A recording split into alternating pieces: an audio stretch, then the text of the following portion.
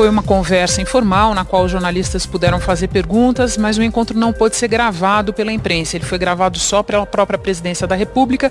Portanto, o que eu estou fazendo para você aqui é um relato dos pontos mais importantes dessa conversa. Eu começaria pelo caso Marielle Franco, que ontem teve um desdobramento importante. O presidente disse nessa conversa que ele não se lembra do policial militar reformado Rony Lessa, que mora no Rio de Janeiro, no mesmo condomínio onde mora o presidente Jair Bolsonaro. O presidente Jair Bolsonaro lembrou que é um condomínio de 150 casas, disse que nesse condomínio existe uma moradora que é condenada por tráfico internacional de drogas, um outro morador implicado na Operação Lava Jato, que são muitas pessoas e que ele não se lembra desse morador.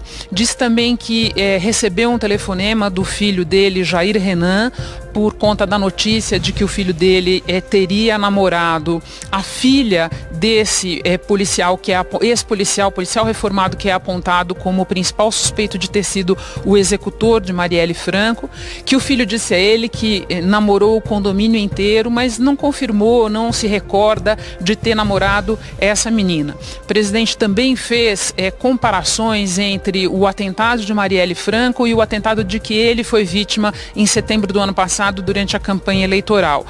Nós, jornalistas, pudemos fazer essas perguntas. Eu mesmo ponderei a ele as diferenças entre esses dois atentados, pelo fato de ele ter sobrevivido, pelo fato de o executor ter sido preso já na primeira hora e também pelo fato de que, no caso dele, as investigações da Polícia Federal apontam todas no sentido de que Adélio Bispo teria agido sozinho. O presidente Jair Bolsonaro, eu perguntei a ele se ele desconfiava da apuração da Polícia Federal. Jair Bolsonaro disse que não pode prejulgar ninguém, fez algumas considerações, mas manifestou a opinião, a convicção nas palavras dele de que Adélio Bispo não agiu sozinho. É assim que ele pensa. Ele falou também na entrevista sobre o caso do ministro do Turismo, Marcelo Álvaro Antônio, envolvido no caso chamado do Laranjal do PSL. Ele disse que todos têm direito à ampla defesa, embora tenha reconhecido que esse caso desgasta o governo, e diz que vai esperar a conclusão das investigações da Polícia Federal, que tem conversado bastante com o ministro Sérgio Moro a esse respeito, e que se as investigações caminharem no sentido de envolver, de apontar uma responsabilidade de Marcelo Álvaro Antônio, ele não vê outro desfecho possível. Ele não falou a palavra demissão, mas ele disse que não via outro desfecho possível. Foi isso que ele falou de principal sobre o caso do ministro do Turismo. Eu perguntei a ele também sobre o caso do filho dele, Flávio Bolsonaro. Lembrei a ele sobre o depoimento que o ex-assessor Fabrício Queiroz prestou ao Ministério Público do Rio de Janeiro, admitindo que recolhia parte dos funcionários do gabinete do então deputado estadual Flávio Bolsonaro. Perguntei ao presidente o que ele achava, porque aquilo era uma flagrante ilegalidade, e o presidente disse, mais uma vez, e dessa vez muito explicitamente, que é Fabrício Queiroz quem tem de se explicar. Ele disse que Fabrício Queiroz foi soldado dele, Bolsonaro, foi soldado também do vice-presidente, hoje o vice-presidente Hamilton Mourão, que estava ao meu lado nessa conversa e que confirmou isso, e que ele é, palavras do presidente Jair Bolsonaro, um cara de fazer rolos, e que é ele que tem que se explicar. Jair Bolsonaro disse ter a convicção de que a reforma da Previdência vai ser aprovada não apenas na Câmara, mas também no Senado neste primeiro semestre. Quando foi ponderado a ele que o prazo está bem apertado até para terminar na Câmara, ele disse que tem a convicção de que no Senado vai ser mais fácil, porque ali há muitos ex-governadores que sabem mais do que ninguém da importância da reforma da Previdência. Ele acredita que no Senado vai ser possível contar até com votos do PT a favor da reforma da Previdência. Portanto, ele fez essa previsão bastante otimista de aprovação da reforma da Previdência. Comentou também o caso recente do ministro Sérgio Moro, que foi obrigado a recuar de uma indicação que tinha feito da especialista Ilona Szabo para um conselho relativo ao sistema penitenciário. Bolsonaro disse que que falou com o ministro Sérgio Moro, que achava que o nome dela era inadequado, que Sérgio Moro fez uma contra-argumentação em defesa de Ilona, dizendo que era importante haver outro lado nesse conselho. Bolsonaro disse a ele que ainda assim achava inadequado, que ela era uma pessoa que só concordava com as ideias semelhantes às dela e que mais, era favorável ao aborto e que isso criaria problemas com a base no Congresso.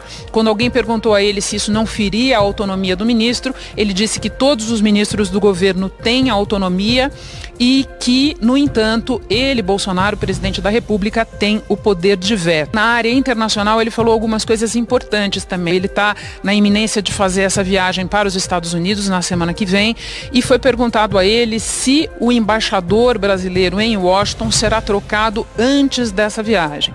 O presidente disse que antes não, que seria muito ruim dar bilhete azul para o embaixador na chegada do presidente numa visita como essa, mas disse que o embaixador será trocado com certeza, porque não está vendendo uma boa imagem do Brasil no exterior.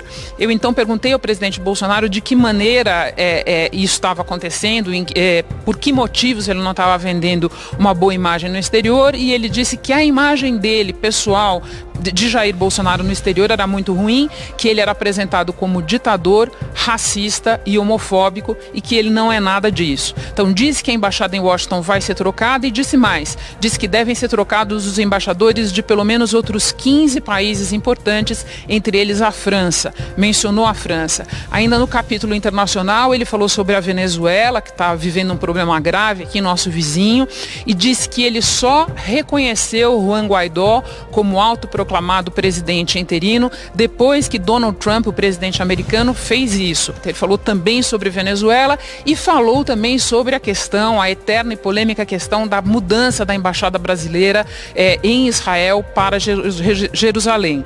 Ele lembrou que Donald Trump levou 9 meses de governo para concretizar o seu intuito de trocar a embaixada de lugar, que ele, Bolsonaro, está ouvindo todas as partes nesse caso, mencionou especificamente a ministra da Agricultura, Tereza Cristina, e as objeções que ela faz a isso por conta das implicações comerciais para parceiros do Brasil, e disse que não pode ser ou vai ou racha, que isso vai ser definido a seu tempo. E ainda sobre a viagem em Washington, disse que devem ser assinados 3 tratados bilaterais durante essa viagem e mencionou 2, um tratado relativo à base militar de Alcântara e outro relativo à tributação. Disse ainda que vê a perspectiva de Donald Trump conceder ao Brasil nessa viagem o status de grande aliado extra-OTAN.